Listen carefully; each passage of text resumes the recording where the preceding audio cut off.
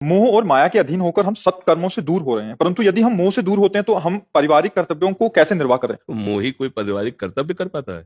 आप कैसी बात करते हो? जो विवेकशील होता है वो परिवार के कर्तव्य को कर पाता है। मोही का मतलब जानते हो? अज्ञानी होता है। अज्ञानी अपने कर्तव्य को जानता ही नहीं तो पालन क्या करेगा? कौन अपने कर्तव्य का पालन कर रहा है मोह से युक्त होकर के? आप विचार करो। आप अपने मनुष्य स्वरूप में क्या अपने कर्तव्य का पालन कर रहे हैं? आप एक पुत्र हैं, आप एक पिता हैं, आप एक किसी के पति हैं, आप किसी के कोई ना कोई संबंध में है। तो कर्तव्य कहते हैं दूसरों को सुख प्रदान करना, ना कि दूसरे से सुख लेना। क्या दूसरों को सुख देने की वृत्ति आ गई है? या दूसरों में भगवत भाव आ गया है? मोह तो शरीर को लेकर के किया जाता है, और सुख देने की वृत्ति आत्म तत्व की तरफ दृष्टि रख के किया जाता है, परमात्मा दृष्टि रख के किया जाता है। मोह वाला कभी किसी को सुख दे सकता है क्या?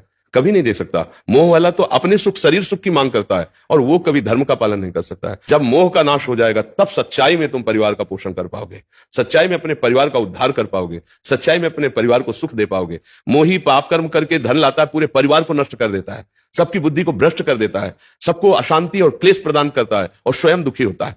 क्या समझते हो? मोही अज्ञानी कहीं किसी को भी सुख दे सकता है क्या? नहीं दे सकता। आज यही तो बात समझ में नहीं आ रही। अध्यात्म को ना समझने के कारण ऐसी भ्रमात्मक बातें फैल गई कि भक्ति एक अलग बात है और गृहस्थी एक अलग बात है, ऐसा मान लिया गया है। नहीं नहीं नहीं, वो एक ही है।